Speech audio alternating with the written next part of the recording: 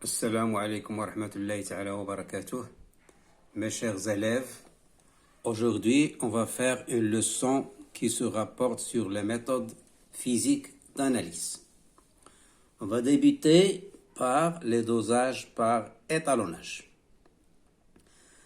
Réaliser un dosage par étalonnage consiste à déterminer la concentration d'une espèce en solution en comparant une grandeur physique caractéristique de la solution à la même grandeur physique mesurée pour des solutions étalons de concentration connues.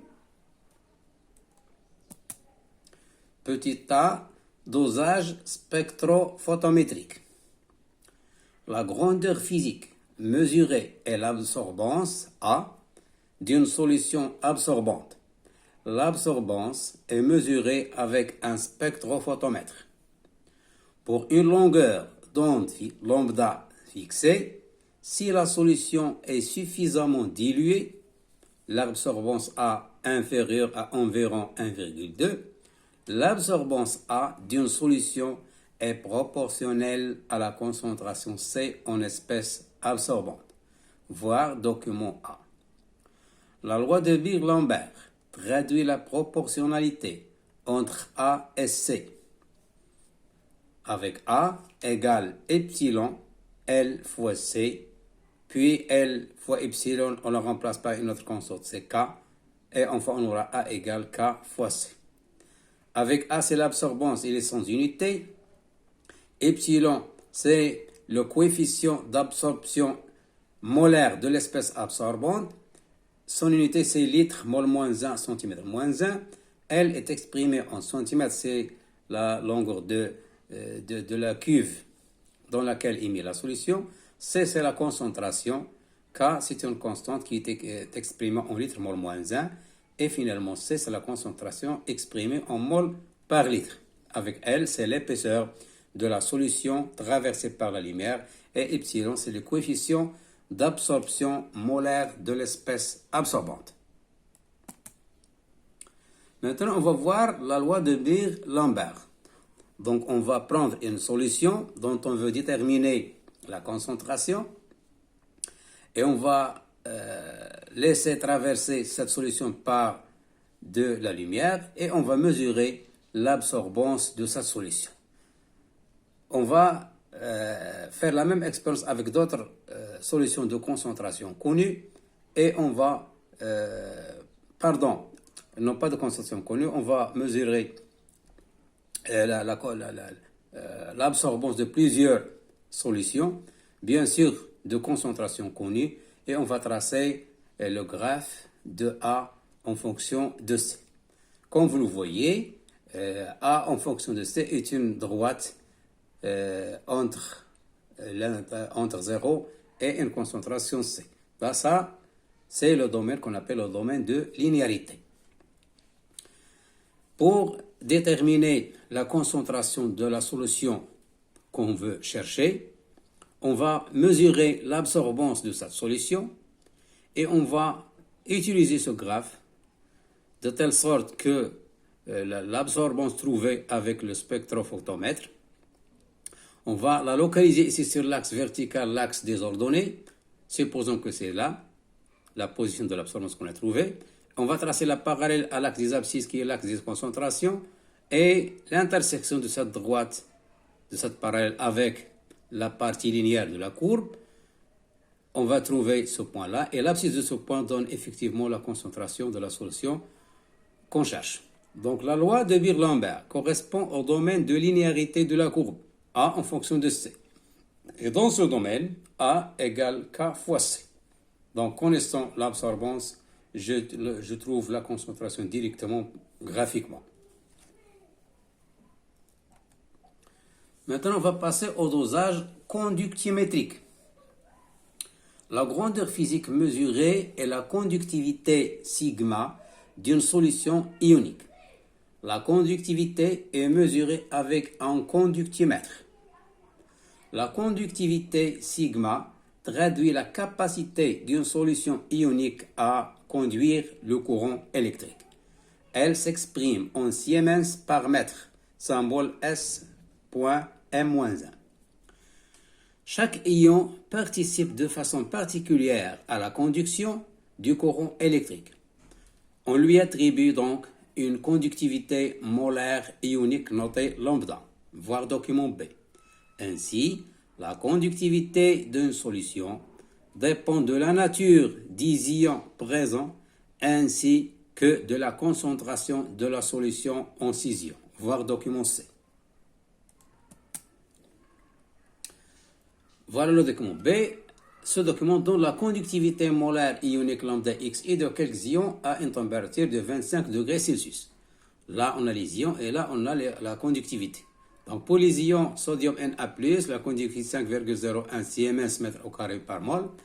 Les ions H3+, ont pour conductivité 34,98, Cl- 7,63, HO- 19,86. Maintenant, on va passer aux lois de Coleridge. Cette loi donne la relation entre sigma, c'est de la conductivité, et la concentration de la solution. Donc là aussi, on a une solution de concentration inconnue et on veut la déterminer. Pour cela, il suffit de mesurer la conductivité de cette solution et de porter cette conductivité sur l'axe des ordonnées, c'est-à-dire l'axe des conductivités sigma, et on va déduire, comme tout à l'heure, directement l'abscisse du point d'intersection de cette droite avec la courbe. On va trouver directement la concentration de la solution qu'on cherche. Bien sûr, la loi de Coleridge s'applique uniquement dans le domaine de linéarité, c'est-à-dire de la partie de la courbe qui est linéaire.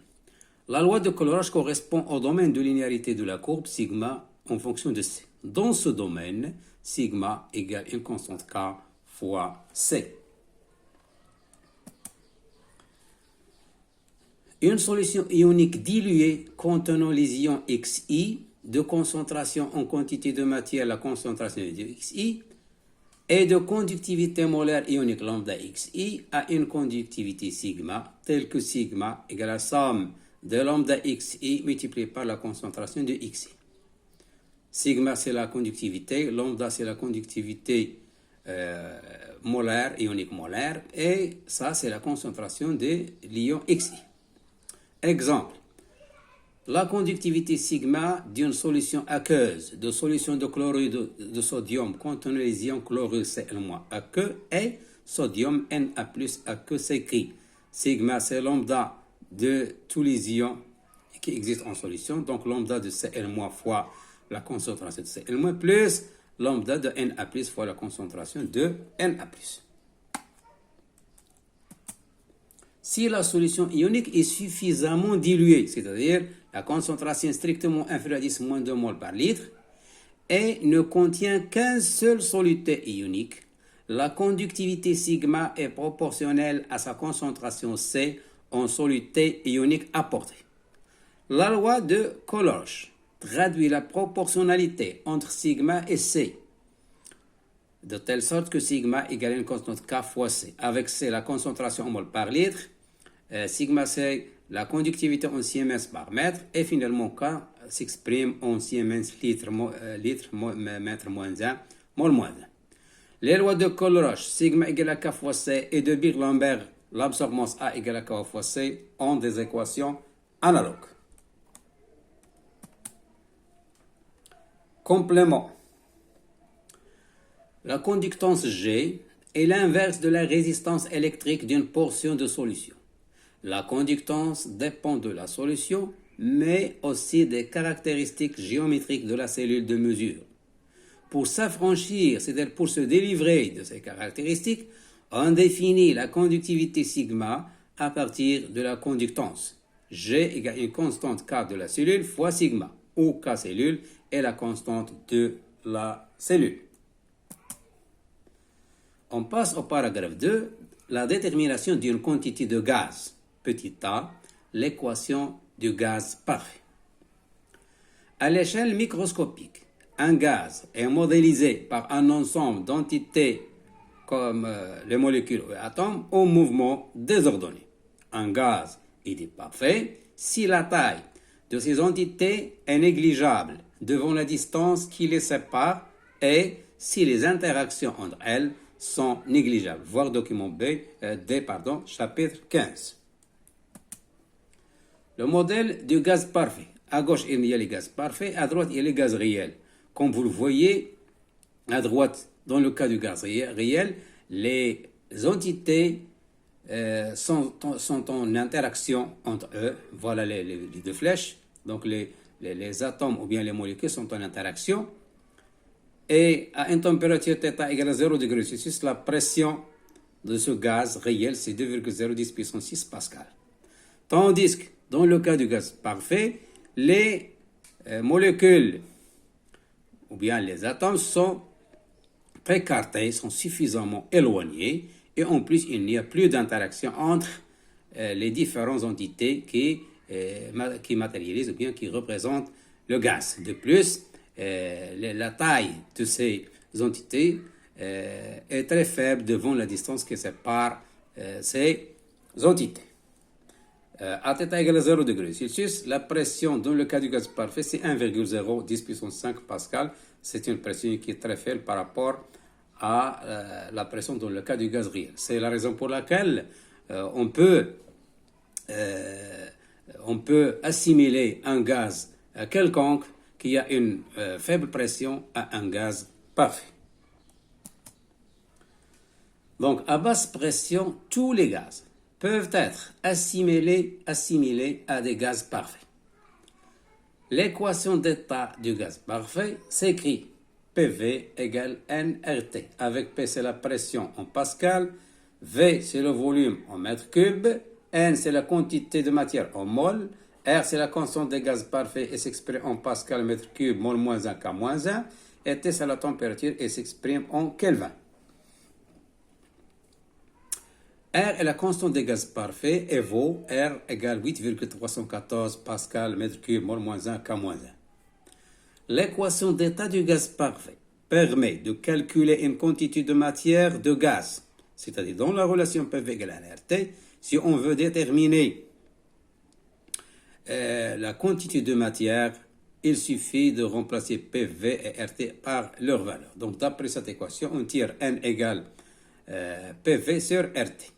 Donc, dans notre exemple, sous une pression de 1,20 puissance 5 pascal et à 22 degrés Celsius, un échantillon de gaz supposé parfait occupe un volume de 0,31 litres. La quantité de matière que contient ce gaz est N égale à PV sur RT. Avec P, on remplace PV et RT par leur valeur, de telle sorte qu'il faut exprimer T en Kelvin. Donc, la température en Kelvin, c'est 273 plus la température en degrés Celsius. Dans notre cas, c'est 22 degrés Celsius. Donc, on trouve N égale 1,5 10 puissance moins 2 mol. Maintenant, on va passer à la façon qu'on utilise pour mesurer ou bien pour calculer le volume molaire et les quantités de gaz. Donc, en température et pression fixée, donc à T et P fixés, une même quantité de gaz parfait occupe le même volume quel que soit le gaz. C'est-à-dire que le volume occupé par un gaz à T et P fixé ne dépend pas de la nature du gaz, quel que soit le gaz parfait. Donc, si on prend une quantité, la même quantité à T et P fixé, on va voir qu'il va occuper le même volume. Donc, le volume occupé par une mole de gaz parfait s'appelle le volume molaire. Donc, le volume molaire Vm d'un gaz parfait est le volume occupé par une mole de ce gaz. Donc, on remplace dans l'expression précédente PV égale nRT N par 1 et on va tirer Vm, c'est-à-dire le volume occupé par une mole, c'est le volume molaire. Donc, Vm égale RT sur P. On remplace R, T et P par leurs expressions et on va trouver le volume molaire. Ça dépend des conditions de température et de pression. Le volume molaire Vm permet de relier la quantité de gaz N à son volume V, puisque le volume molaire, c'est le volume occupé par une mole. Donc, pour déterminer le volume occupé par un gaz, il suffit de multiplier le volume d'une mole par le nombre de moles. Donc, le nombre de moles, c'est V sur Vm. Et si on veut déterminer le volume, si on multiplie le nombre de moles par le volume d'une mole, on trouve le volume de gaz. Info. La constante de gaz parfait peut s'écrire avec deux unités équivalentes. Donc, elle peut s'exprimer en joule mol moins 1 K moins 1 ou bien en pascal mètre cube mol moins 1 K moins 1. Conversion d'unité. La conversion de pression, 1 bar vaut 10 puissance 5 pascal qui est égal à 10 puissance 3 hectopascal puisque 100 pascal vaut 1 hectopascal. Donc je divise 10 puissance 5 par 100, je trouve 10 puissance 3, donc 10 puissance 3 hectopascal. Le volume 1 mètre cube, c'est 1000 décimètres cubes, et puisque le décimètre cube c'est le litre, donc est égal à 1000 litres, 10 puissance 3 litres. 1 mètre cube égale à 10 puissance 6 cm cube est égal à 10 puissance 6 millilitres. La conversion de température. La température en Kelvin est égale à la température en degrés Celsius plus 273. C'est-à-dire, connaissant la température en degrés Celsius, je peux la convertir en Kelvin. Et inversement, si je connais la température en Kelvin, je peux la convertir en unité degrés Celsius. L'essentiel de ce qu'on a dit tout à l'heure. Le dosage par étalonnage. Dosage par étalonnage permet de déterminer la concentration C d'une espèce chimique dissoute en solution. Il y a deux manières. Ou bien on utilise le dosage spectrophotométrique ou bien le dosage conductiométrique. Dans le cas de dosage spectrophotométrique, on utilise la loi de Beer-Lambert, A égale à K fois C. Et dans le cas du dosage conductiométrique, on utilise la loi de Corlosh, sigma égale à K fois C. Connaissant A, je peux déterminer C. Et aussi, connaissant sigma, je peux déterminer C. Connaissant l'absorbance de la solution, je la représente sur le graphe A en fonction de C et je tire directement la concentration inconnue de la solution qu'on cherche. De la même manière, connaissant la conductivité sigma de la solution, je peux déterminer sa concentration d'après le graphe. Petit 2, la détermination d'une quantité de gaz. L'état du gaz parfait, l'équation d'état du gaz parfait, c'est PV égale à nRT. Lorsque je veux déterminer le nombre de moles, c'est-à-dire la quantité de matière de gaz, donc N égale à PV sur RT. Voilà, N égale à PV sur RT. Je remplace PV, R et T par leur valeur. Je trouve la valeur de N. Aussi, je peux déterminer le nombre de moles par cette relation, N égale à V sur Vm. V, c'est le volume du gaz considéré, et Vm, c'est le volume d'une mole. Je divise le volume du gaz tout entier par le volume d'une mole, je trouve le nombre de moles. Donc, le volume molaire Vm du gaz parfait, Vm égale à RT sur P, avec P en pascal, T en Kelvin, R, c'est en pascal mètre cube, mol moins 1 K moins 1. Le volume molaire, c'est le mètre cube par mol. Et c'est fini. Wassalamu alaikum wa rahmatullahi ta'ala wa barakatuh.